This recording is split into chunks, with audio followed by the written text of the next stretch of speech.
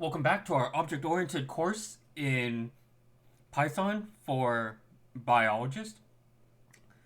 What I thought we would do today is to continue looking at the basics of object-oriented programming, but with a further emphasis in biology.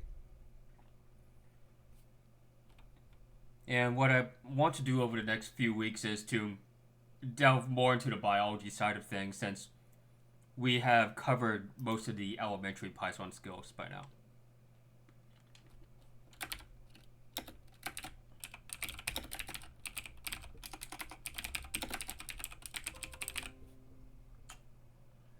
Alright, recall that what we're doing is called object-oriented programming.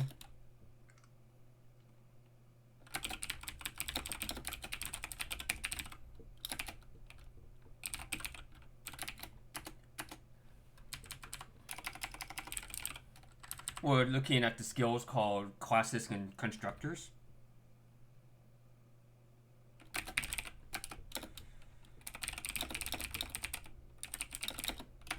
And because there are admittedly other people out there in the world that are experts, I should leverage them every once in a while. And what I thought we would do today is simply look at the tutorial made by some folks at Oregon State.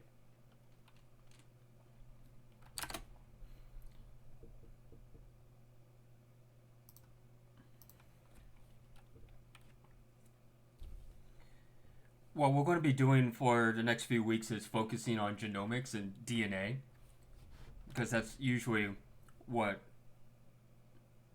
Well, no, I should say there are many Python biologists who take up Python programming to deal with genomics.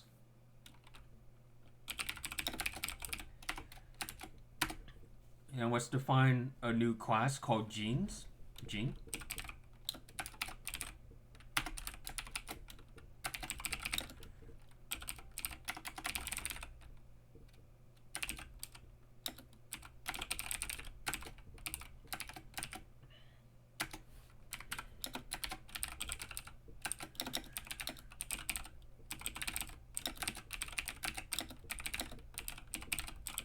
And remember, when we define the initializer, it has a very strict syntax. The way we type it is 2 underscores, init, 2 underscores. And also keep in mind the indentation as well.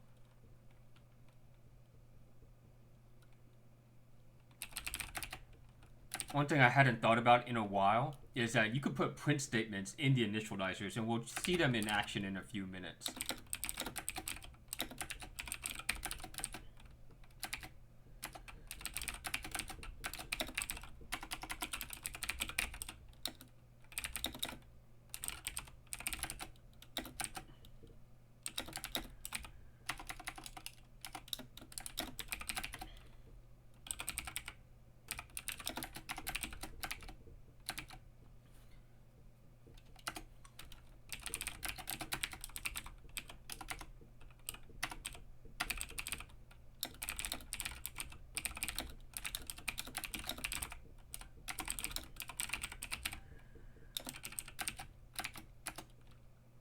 Like, for example, when you're installing software and like the really good user interfaces will tell you in broad terms what it's doing at the moment. So we'll see in action that when we define a gene with this creation ID, we include some user-friendly code that says that we're assigning the ID to the gene. And that's done with this next step here, where we take the creation ID and apply it to self.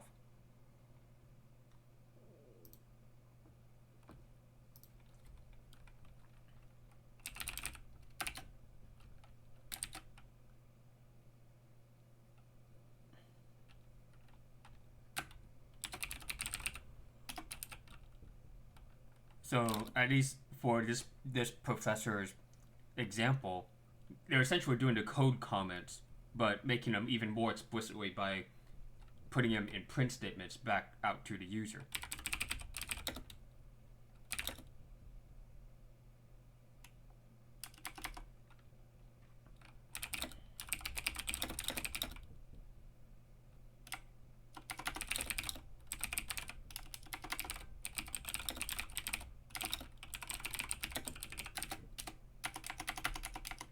That's the description.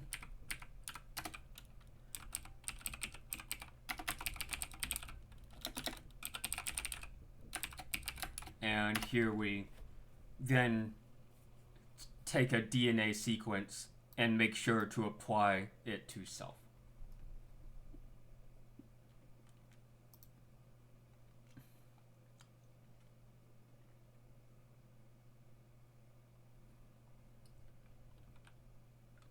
Just as a quick side note, this medium of transmitting the classes through Twitch is not perfect.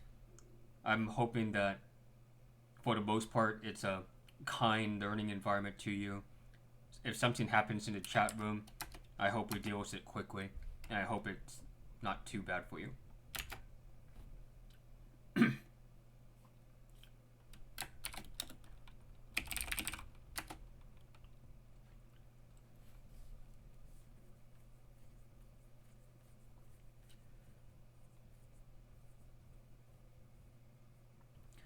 Next, recall that what a method is a function that is inside the class.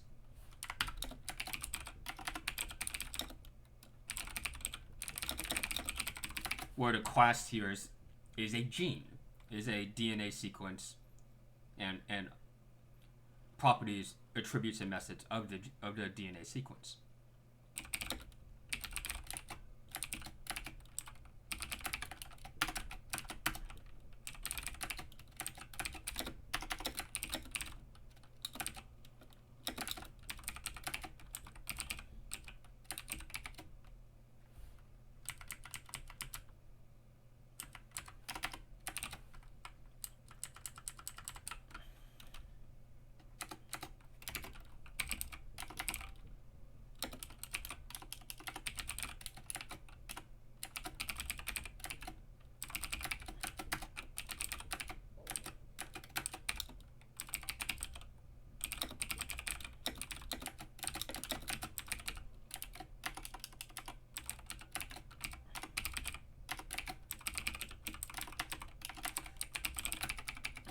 So in the past, we talked about sequence lengths along the way, talked about AT content and GC content. We'll go ahead and bring back that old lesson about strings into our gene class. Hopefully no typos so far.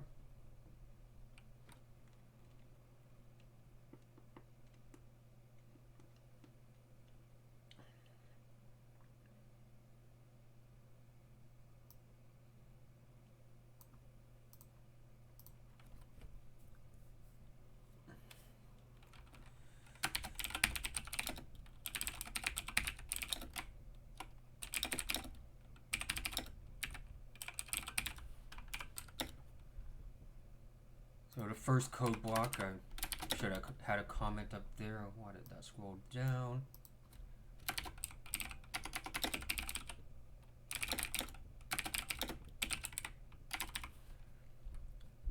Was to define the gene class. Let me make some objects now in a separate code block, just in case there are issues later.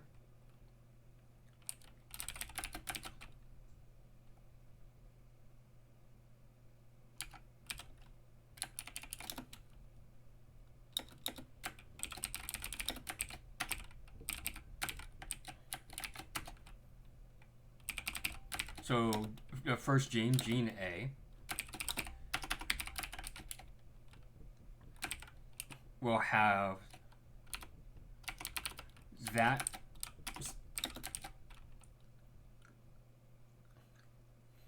gene ID, and obviously in real life, DNA sequences could be much longer, but just for the sake of what we could see on the screen, we'll stick with short sequences today.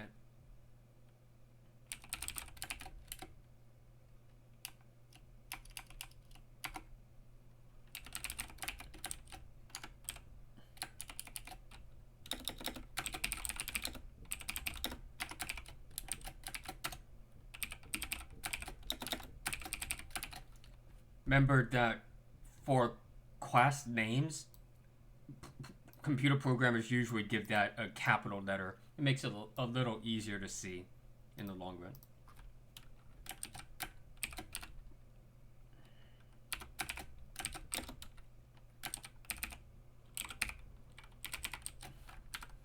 All right, so let's see what this all does. I'm gonna press run on this code block. Go ahead and spend a few seconds kind of predicting what you think this will all do as far as what's going to be spit out on the screen.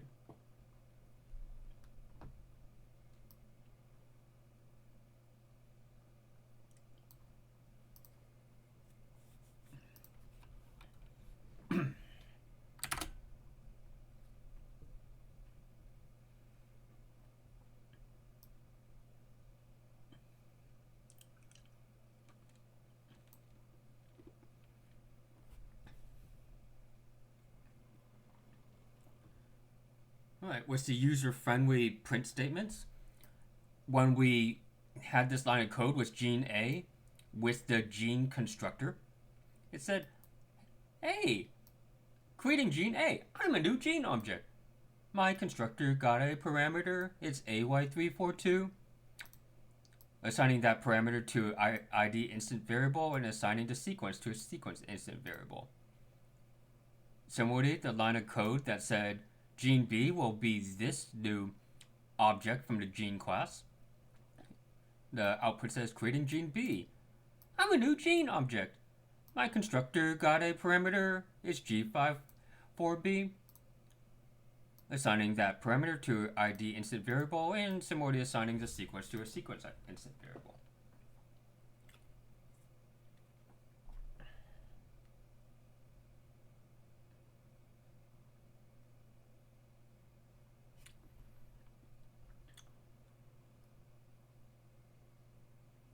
In the long run, we do not necessarily need all these print statements, but it's for teacher-student communication.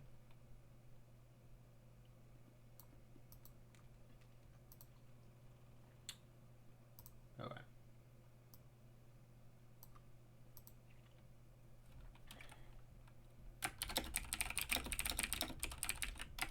So remember above we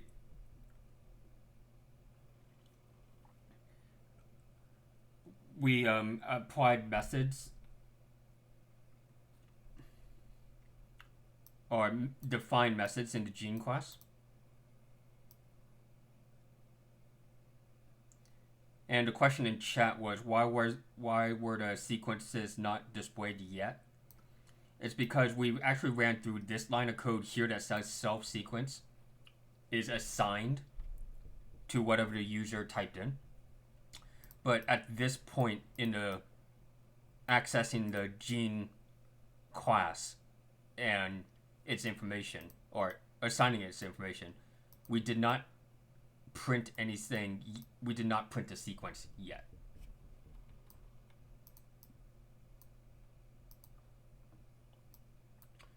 We do have a couple methods. We could print the ID and we could print the length of the sequence. Note that if you're working with a full-length DNA sequence, it's probably not useful to print the entire sequence out. Or at least, not for simple studies. Alright.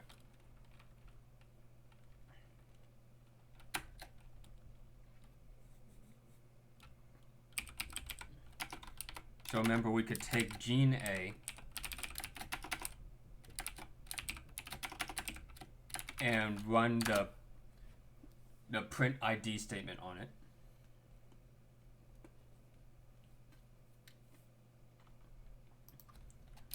And now that we've already established that there is a second DNA sequence, it's very simple to run the print ID method on that as well.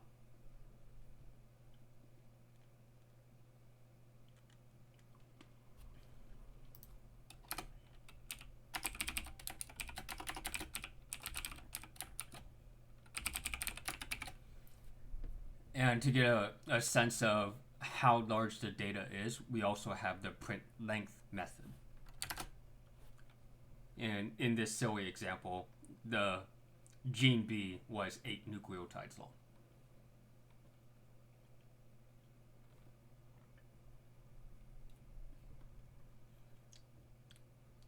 For the folks in the Twitch chat, feel free to continue asking questions as we go along.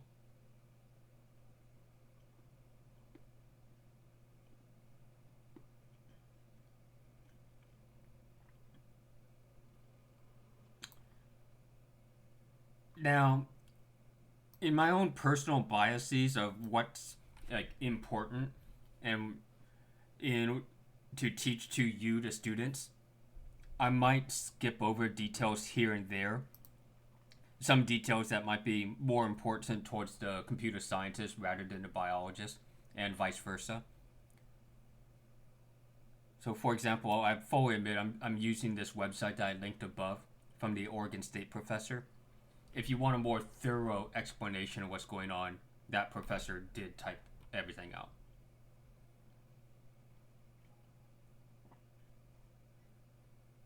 Though I wish the professor typed it in a way I could copy and paste.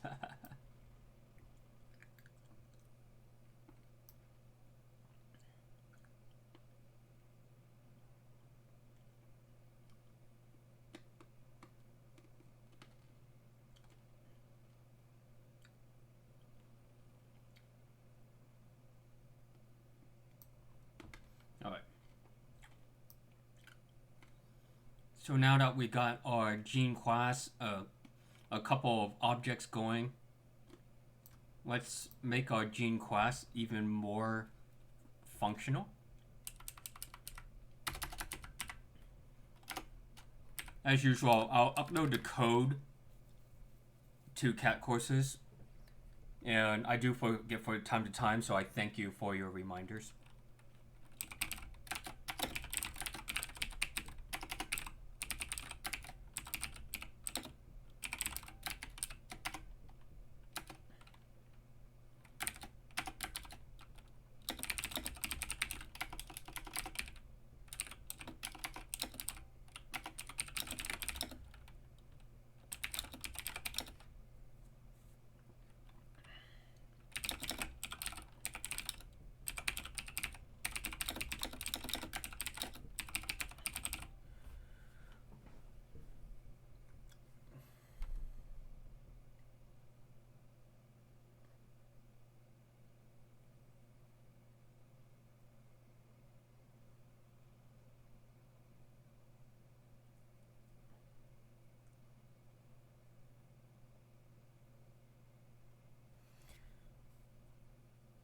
For this example, the professor did this the long way, but there might be some of you are interested in the long way, so we'll look at this just for a minute here.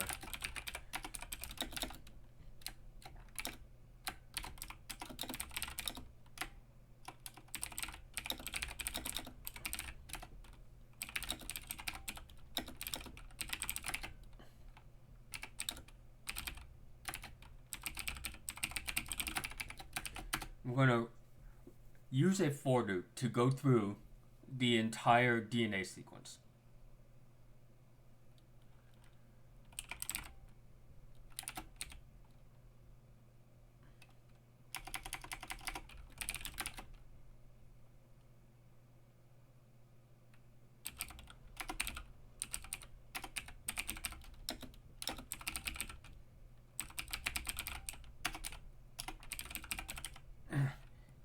And we say, let's make a note of what the current nucleotide is.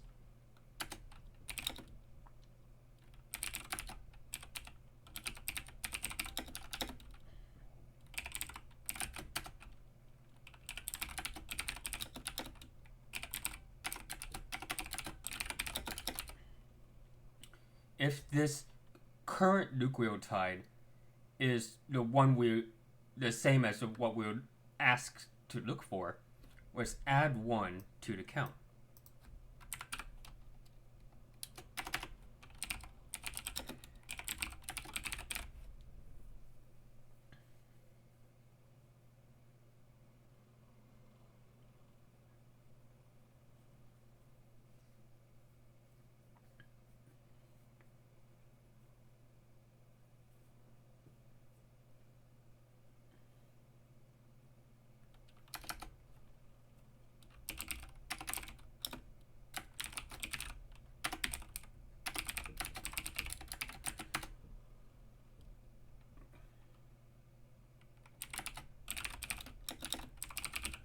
Now that we have the base composition function, we could just use it a few lines later.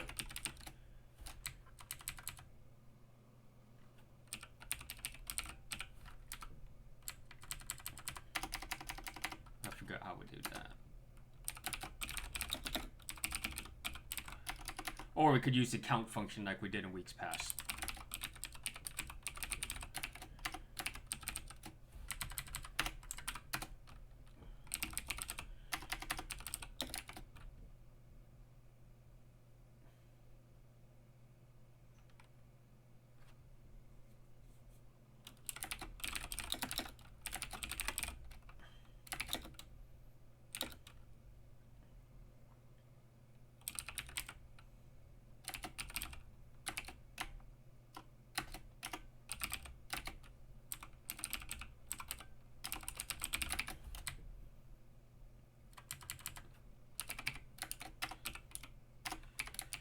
A lot of people like this in percentages, so we can multiply that by 100.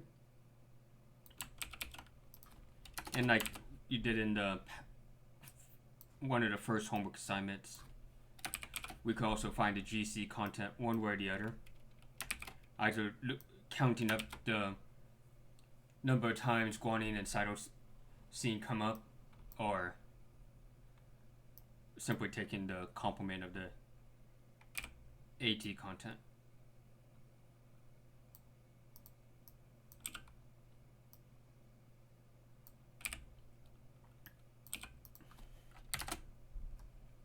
See, no typos. Okay.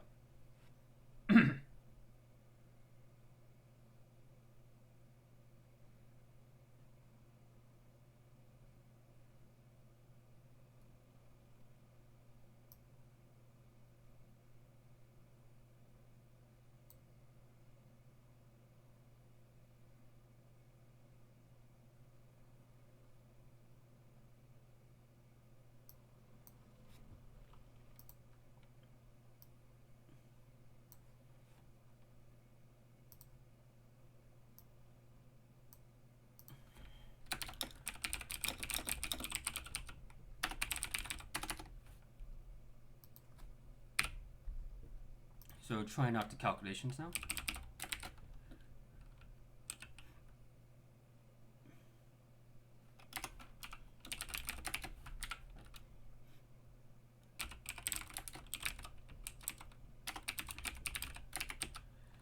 If we wanted to ask how many times the thymine or T come up in the first DNA sequence,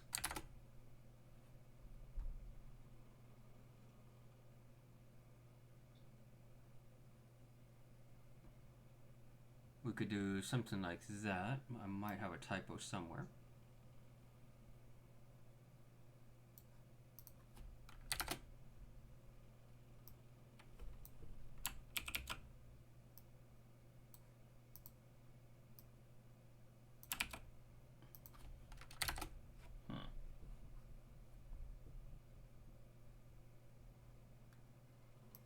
Because I didn't run the lines of code in order. Now I gotta run the constructors again, because they were constructed over the old version of the gene that did not have base composition ready to go. Is that it? There we go.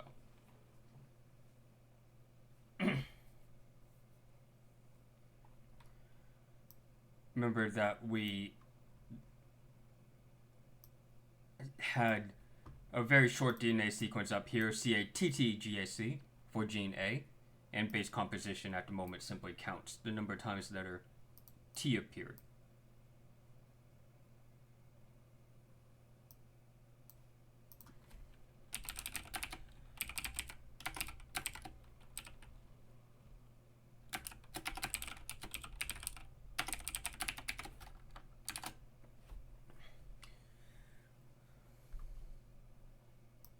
Like in previous homework assignments, we can now quickly gather the GC content of the DNA sequence with the code we defined above.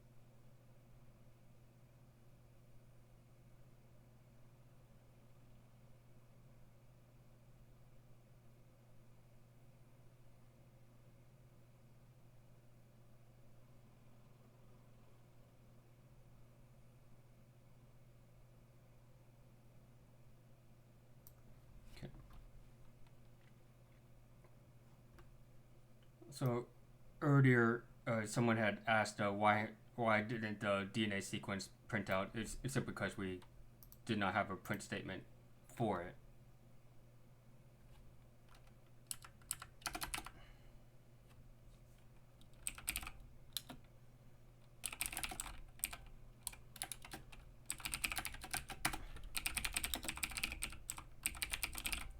So if we could define another method that simply says, what is the sequence?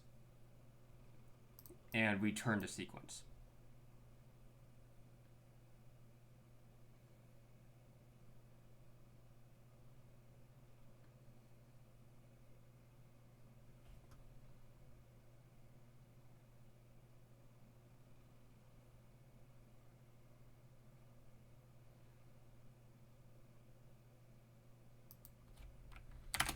Okay, we run the code chunk for the gene class.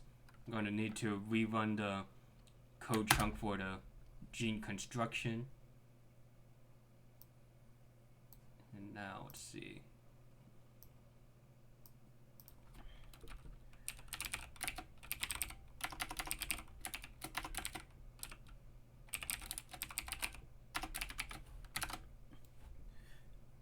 And now we do have a roundabout way of getting the sequence of DNA. It's not the only way to do this. It's just to further show you how methods are written in Python.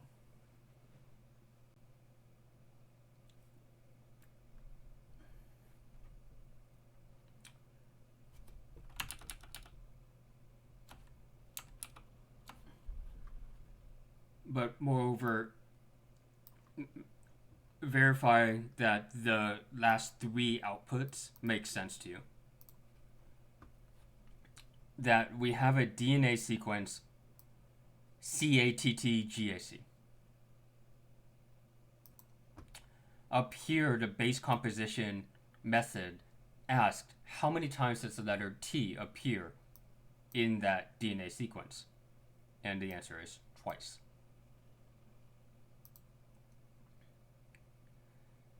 Then the GC content, that method is asking what percentage of the DNA sequence is made up of either G or C.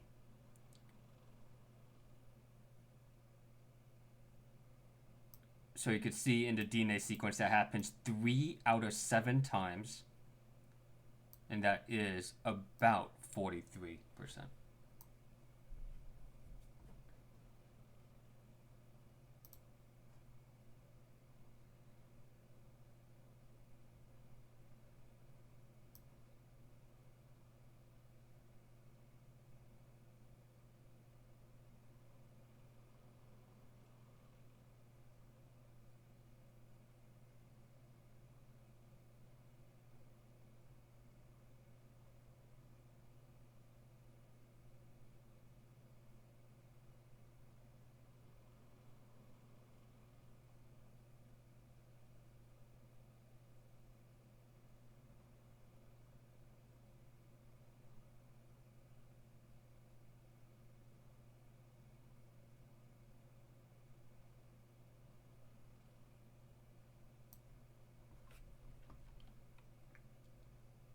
Okay, maybe one more example is here.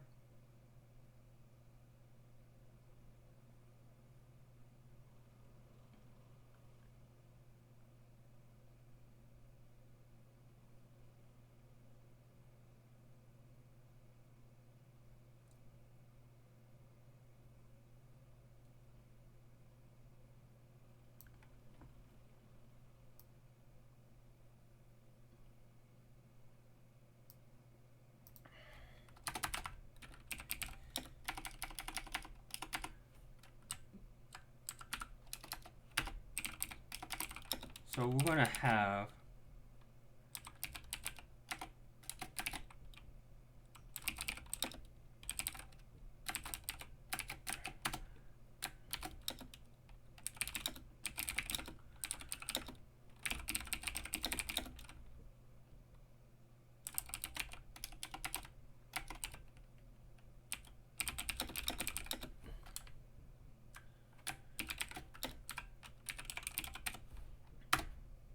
look at a possibility of giving the user, the genomic scientist, a way to redefine a DNA sequence. Say if they have a better scan or better information of what the DNA sequence should be.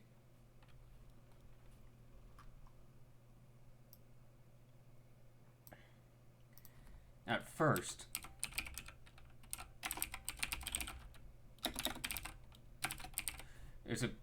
it's a quick assignment. Take the new sequence that's coming in and assign that to self.sequence.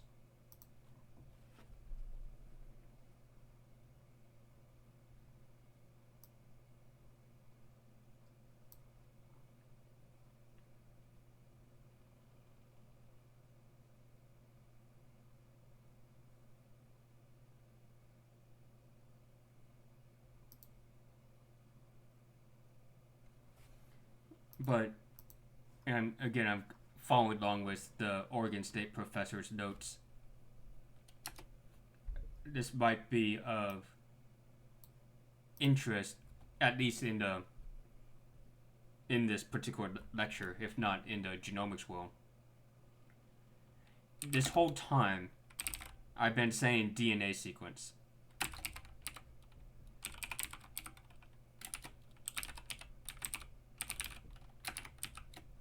And you know that in transcription and dealing with RNA, there's a slightly different nucleotide called uracil, labeled U.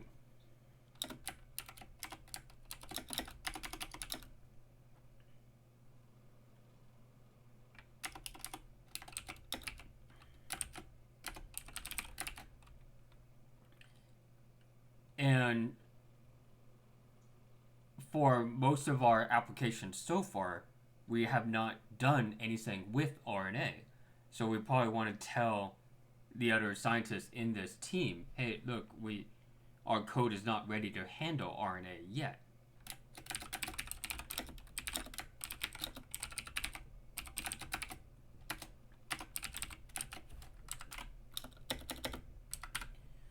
So we could put in a conditional like this. If any instances of uracil is found in the new sequence, tell the user that no RNA is allowed. Otherwise, go ahead and accept the new version of the sequence.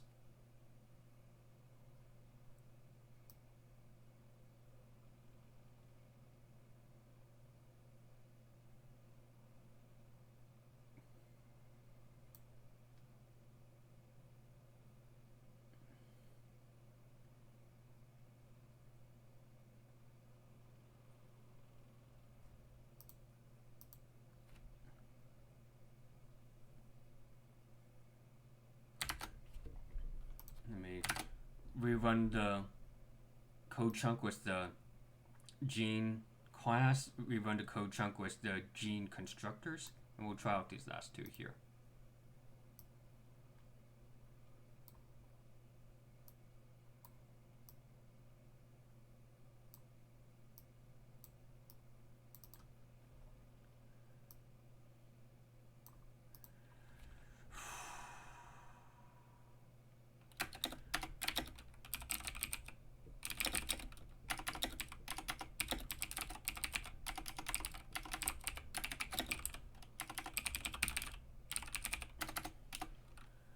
So we're going to take gene A,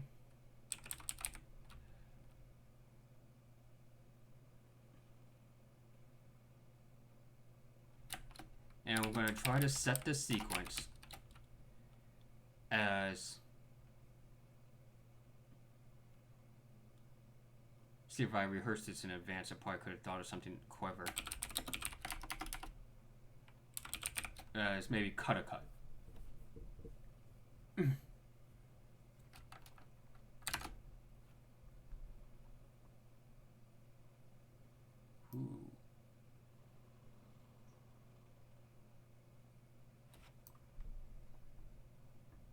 Got a huge error here.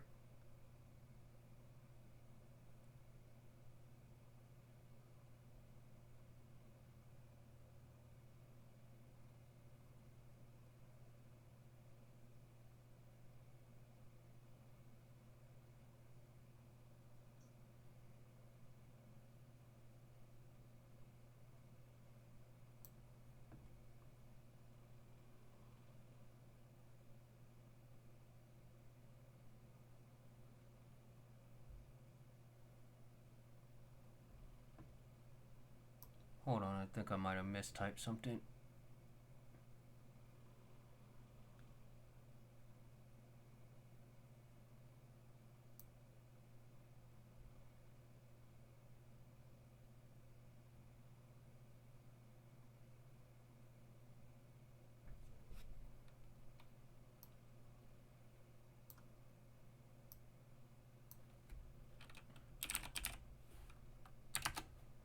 Yeah, I agree with you. I need to rerun everything, but let me just use a count there.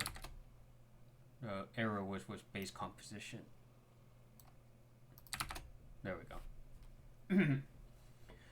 So the way the code is running now, I'm saying, okay, for gene A, MyLab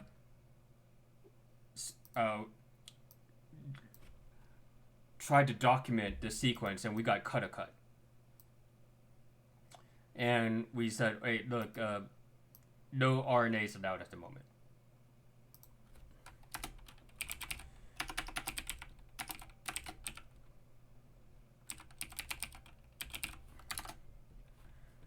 So at the moment, the old sequence is still there.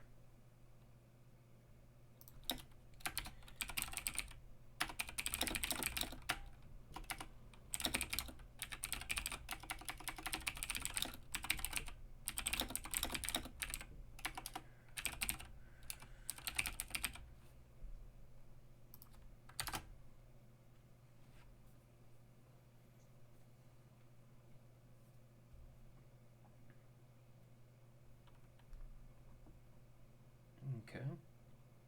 So now let's try to set the sequence using the version that does not have uracil.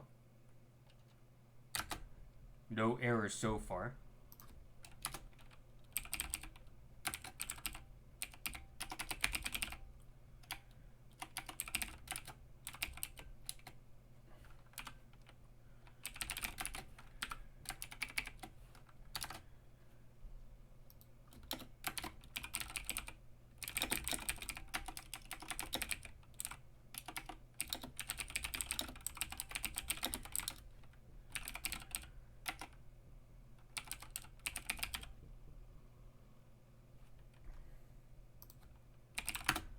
And finally, we do have this functionality that we can change the DNA sequence if need be.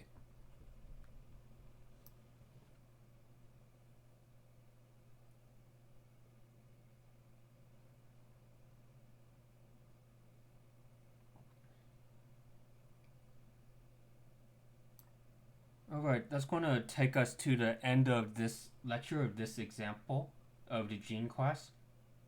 Just to go over some of the bookkeeping that I've posted in the announcements.